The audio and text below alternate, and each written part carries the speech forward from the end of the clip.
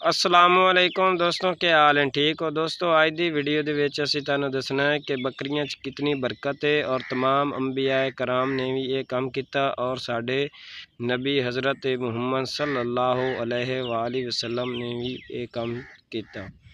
बकरी घर के अंदर रखना बरकत है और बकरी रखना सुन्नत भी है और बकरी चरावना भी सुन्नत है। और इस नूं अगर बंदा पूरे माने सही तरीके नाल रखे चलावे तो बरकत वाला अमल है। दोस्तों गल यह है कि असी इस जून के महीने के अंदर जुलाई तो जून के दरम्यान दे विच साडा 1 साल का टाइम पीरियड कंप्लीट हो गया साडी इस फार्मिंग के अंदर और असी थोड़े तो फार्मिंग शुरू की। पिछले दफ़ा साढ़े कोल 4 बकरियां ने बच्चे डिलीवर किए। बच्चे कोल 7 हो गए। एक बकरी ने 1 बच्चा दिता, बाकियां बकरियां 3 ने 2-2 बच्चे दिते, जिहदे अंदर एक बच्चा मजूर आई जिहड़ा 1 दिन तक ओहदियां सांसां चलदियां रहियां, लेकिन 1 दिन बाद ओहदी डैथ हो गई। बाकी बच्चे सेहतमंद हेल्दी, कोई मंथली दा ही, कोई महीने का, कोई 1.5 का, कोई 2 के करीब आई। तो बच्चों के विच एक बीमारी आई PPR के अंदर और असें उस दे बड़ा कंट्रोल किया। इंजैक्शन सारे असी हरबे लाए, लेकिन बच्चों की कुव्वत मुदाफियत थोड़े होने की वजह तो बच्चे ना बच सके और सानू उस नुकसान हो गया। वड्डियां जानवरों के विच भी, वड्डियां बकरियां के विच भी ये चीज़ आई, लेकिन वड्डियां फिर भी कुछ हद तक बच गईयां। अगे सीजन आ गया जी मार्च अप्रैल का। मार्च अप्रैल तो बाद तुहानूं पता फसलों की कटाई शुरू हो जाती और असां उहदे विच चराई करावना सिस्टम शुरू कर दिता। दोस्तों गल है कि असी उस दौरान तक एक समझो कि नुकसान के अंदर चले गए।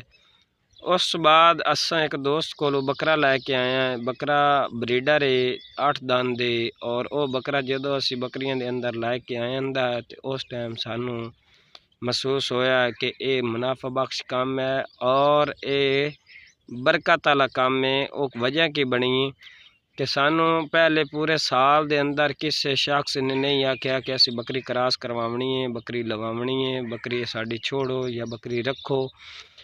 उस दे अंदर जदों असी बकरा लैके आए हैं, लोगों ने साड़ी सोच, साडा वहम गुमान, साड़ी इतनी पता ही नहीं कि इत्थों इत्थों लोग बकरियां लैके साडे कोल आसन। लोगों ने साडे कोल कुछ अपनी बकरियां, कुछ लोगों ने सानू बकरियां दित्तियां क्रॉसिंग लई। असी वो दुध का सिस्टम चलाइंदे अल्हम्दुलिल्लाह साडा कोई 2 किलो 1.5 घर इस्तेमाल हो जाता है, बाकी दा असी 5-4 किलो डेली सेल कर रहे हैं। लेकिन असी बकरियां कम तादाद के अंदर रोक रहे हैं कि साडे कोल जितनी एक संभाल सकेंगी। कुछ बकरियां दुध देंदियां, कुछ नहीं भी देंदियां, जिहदे अंदर साडे कोल कुल मिला के 12-14 बकरियां इस टाइम मौजूद हैं। कोई थोड़ा दूध दे रही है, कोई ज़्यादा दे रही हैं, लेकिन वजह की है कि असी उतनी एक रख रहे हैं जितनी एक संभाल सकते हैं। और एक रोज़गार थोड़ा बहुता चल गया है और मंथली हफ्ते का 15 दिन बाद वो दुध की जिहड़े पैसे हैं वो साडे घर दे विच भी, साडी माशियात भी, साडी ज़रूरत के मुताबिक वो साडे ने अपना बहुत ही अच्छा जरिया है।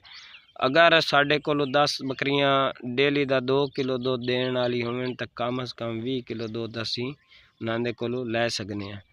लेकिन वजह की है कि साडा जरिया माश और ये काम दिन ब दिन बकरियां अगलियां क्रॉस हो के चलियां जा रही हैं और बकरियां नाल क्रॉसिंग लई आ रही हैं। पता चलता है कि ये बिजनेस ये काम चलता रहता है। हाँ, जितने तक असी बकरा नहीं रखा उतने तक भाईजान कोई भी बंदा सानू पुछया ही नहीं बकरियां दे वास्ते, किसी बंदे आखे नहीं क्रॉसिंग वास्ते, किसी बंदे ने सानू बकरी देवन दी या कोई जिक्र कोई गल बात भी नहीं की। अगर तुसी फार्मिंग करनी है, बकरियां रखनियां हैं तो बकरियां दे अंदर बकरा रखना बहुत ज़रूरी है। बकरे का एक होर फायदा है, साड़ियाँ कोई बकरियां क्रॉस होईयां उन्होंने 2-2 3-3 महीने गुजर गए। असी इस कश मकाश सी कि पता नहीं बकरियां प्रैगनेंट हैं भी सही कि नहीं, बकरियां गबना हैं भी सही कि नहीं। लेकिन जदों बकरा आया वो बकरियां राइट हफ्ता 15 दिन 10 दिन के बाद ਕਰਾਸਿੰਗ ਲਈ ਹੀਟ ਤੇ ਆ ਗਈਆਂ। ਔਰ ਬੱਕਰੇ ਦਾ ਫਾਇਦਾ ਇਹ ਹੈ, ਬੱਕਰੀ 8 ਦਿਨ ਬਾਅਦ ਵੀ ਕਰਾਸ ਹੁੰਦੀ ਹੈ, ਬੱਕਰੀ 15 ਦਿਨ ਬਾਅਦ ਵੀ ਕਰਾਸ ਹੁੰਦੀ ਹੈ, ਬੱਕਰੀ 20 ਦਿਨ ਬਾਅਦ ਵੀ ਕਰਾਸ ਹੁੰਦੀ।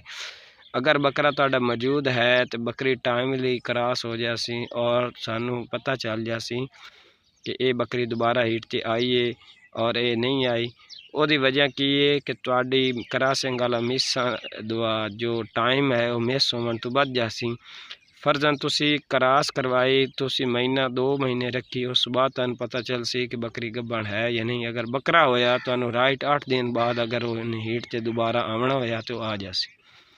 बेशुमार फ़ायदे हैं। वीडियो लंबी हो जासी, मैं तुहानू कितने ही हज़ार फ़ायदे गिना सकदा, लेकिन ये हौसला हारना, हिम्मत हारना या छोड़ जाना या आखने दे फ़ायदा कोई नहीं तो ये नामुमकिन है। हाँ, साडा तरीकाकार गलत हो सकता है, साडा वो मैनेजमेंट गलत हो सकती है, साडी खुराक गलत हो सकती है, लेकिन ये काम गलत नहीं हो सकता। ये बाबरकत काम है और ये बहुत ही कम खर्चे वाला अच्छा मुनाफा बख्श कारोबार है। तो वीडियो अच्छी लगे तो वीडियो नू लाइक लाजमी।